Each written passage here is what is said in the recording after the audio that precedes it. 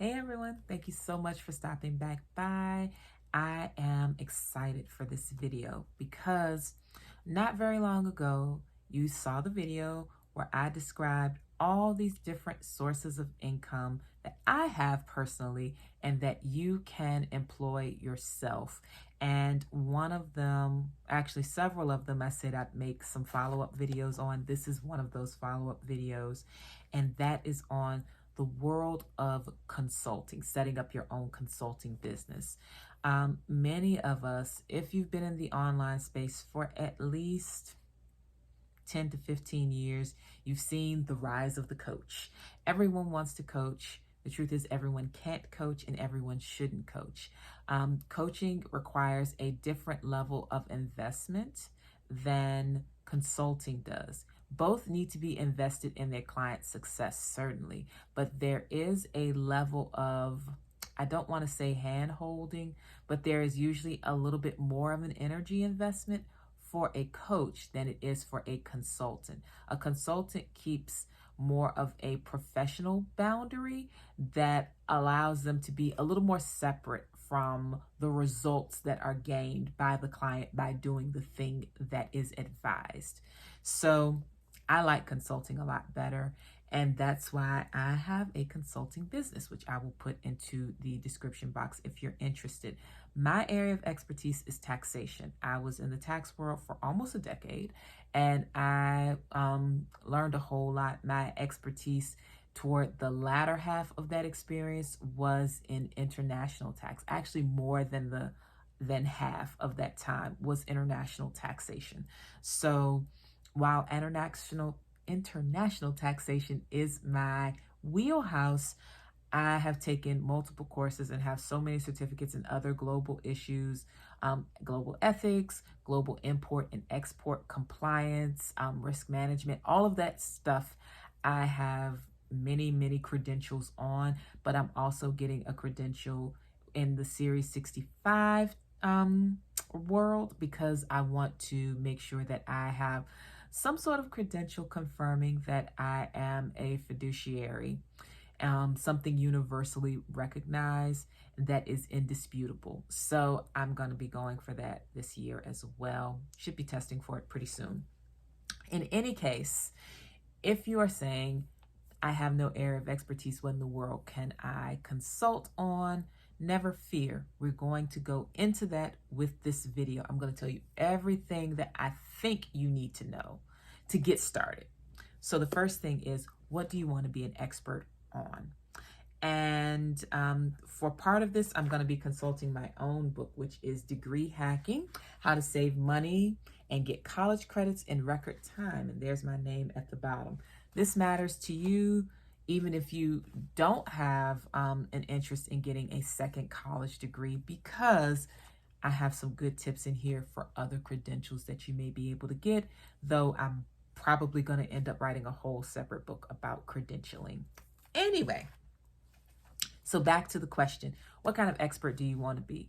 You have to know, what do you want to consult on, because that's the base of your business. It needs to be something that interests you and or pays well. I will say definitely you need to make sure those two overlap, because when I got burnt out on taxes years ago, my interest in consulting went down to zero and my business was completely on hold while that happened. You do not want that to happen if you want to keep this as a stream instead of a source, which I made that distinction before. Stream is continual, and it may be a strong stream, it may be a very light stream, but it is continual motion, which means it's constantly getting you money. Whereas a source, you may be getting money from it today. You may not care about getting money from it for a couple of years. You come back to the well as you need it. So you have to be clear, what kind of expert do I want to be? And what kind of credentials does that require? You may say, I want to be a legal expert. That's fine. But in the United States, you cannot give legal advice without being an attorney, period. Same thing with medical advice. You cannot give medical advice without being a licensed doctor. So know what kind of advice you want to give, and then find out what kind of credentials it requires to do that. There are, of course, some ways around those credentials where you can still get into those worlds, specifically medicine and law, but other worlds. You can still be part of those worlds. You just cannot take the stance of authority because you have not taken the exams and invested the money and the time into getting that body of knowledge in order to have certain title and certain distinction with that.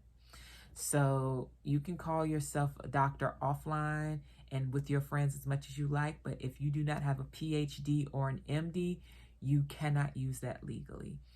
If you are an attorney aspiring, you cannot say you are one until you have passed the bar exam somewhere, okay? So you have to know the credentials needed.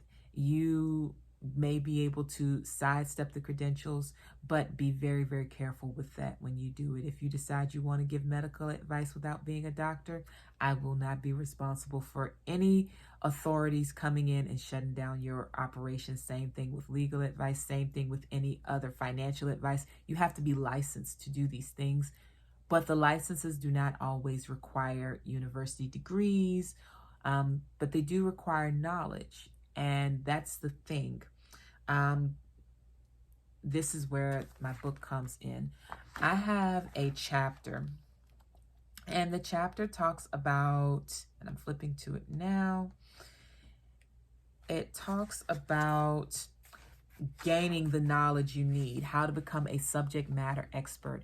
My book, and there's one other book I'll recommend for this, are going to be your best bets for this. So my chapter on subject matter shortcuts describes 20 different websites where you can learn for free or very, very cheap different bodies of knowledge that qualify you to sit for the tests that give you the credentials that will allow you to open your consulting business. Some of the tests that you may take to prove that you have a certain body of knowledge may not cost you anything. For example, one of the sources I list in here is Alison.com, ALISON.com. They offer their own certificates. You take those courses online for free. If you pass the test on that, you can purchase the certificate establishing you as passing the exam for that Allison course. And so you can easily go through this booklet to kind of patch together your own body of knowledge. Along with my book, I also recommend that you read The 4-Hour Work Week. There was a very short page and a half, I believe, where Tim Ferriss, the author of the book, lists how you can become an expert in a particular subject matter and how to get mastery quickly. And so that is important. However, whenever you are going through establishing yourself, just know that you are still always responsible for acting prudently, honestly, fairly. You're still bound by ethics, even when you may not have the credential yet, or maybe it's not maybe it's an unregulated industry. You still have that professional responsibility to your clients. Keep that in mind.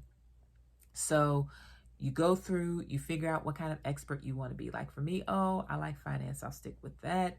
I already have my enrolled agent license. It's all valid and all good, and I pay all of the fees to keep that up to date, and I take all the continuing education every year. But I also want the Series 65 studying for it. I'll take the test, which I have to pay for, and then I'll keep up all of the stuff with that. Okay, so after you figure out the time it may take, the cost, you do the things. You go through this process. Don't hold me to this. I may do another video giving you a little bit more detail on maybe 1 or 2 different paths that you can take to become a consultant in 1 or 2 different fields. We'll see. No promises. But once you do that, you know what kind of expert you want to be. You do your studying, you get your credentials. You can even join organizations related to that, though that's not necessary. You certainly can do it for the fellowship. And sometimes it's really good to do it because you can get free training available to members of that organization. That's always nice. Once you do all of that, you've got your credentials, after you figured out what kind of expert you want to be, you get your website. Your website can be free, it can be paid, it really doesn't matter. You get your website, you get your social media, and you start getting the word out. Telling people what you do. And, you know, before you do all of that, you might want to come up with a price structure for what you're going to be offering.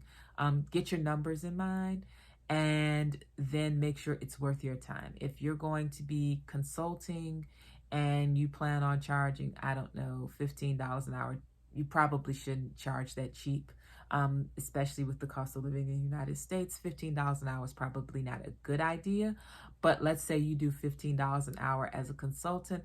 I assure you, if you're earning more than that at your 9-to-5 job, you probably won't give much energy to your consulting business. So price it so that you're inspired to work it, because that's going to be a thing at some point.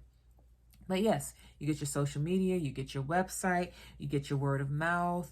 You can opt to work with a few people for free. You can opt to give free consults, but I would say don't give away too much free, because you want people to invest in your service, because it's out of respect for what you've invested time and cost-wise into getting the credential, but it's also an investment in themselves to ensure that they are serious about whatever consultation you're doing with them. So those are my tips for starting your consulting business. Figure out what you want to do, figure out what it takes to get licensed in it, or to get your credentials that say you can do this for a living, and then get onto all of the free options you can, social media and website, to build out a presence and get really, really good at understanding some of the public relations side and some of the marketing side, because that's going to carry your business a lot farther than simply word of mouth. Though, let's be clear, word of mouth is still excellent and cannot be underestimated. So that's it. If you want more details on this, there will be information in the description box. Also, if you think I should write, and you know what, I'm pretty sure I will write a companion book that will be something like credential hacking, maybe. I might have something similar to that as far as title, and it will tell you some information about getting certain types of credentials. I will absolutely consider that. In fact, I'm pretty sure I'm going to write it. I mean, why not? I've used it. These are things I've done, so I know that they work. But if you want a list of some of the best websites to get the information you need to get your qualifications, my book has it. Other books have it too, and of course you can search online, but these are the things that I have researched myself by hand and have used, all 20 of them. So I can vouch for the quality of the information that is provided, and I can assure you that if you work the plan as I say in here, you can use the same approach to get credentials that will allow you to transition into your consulting business. So that's it. That's all. I hope you all are doing great. And I am going to go get something to drink because I'm a little bit raspy. But I hope you're having a great day, and I'll talk to you all soon. Take care, okay? Bye-bye.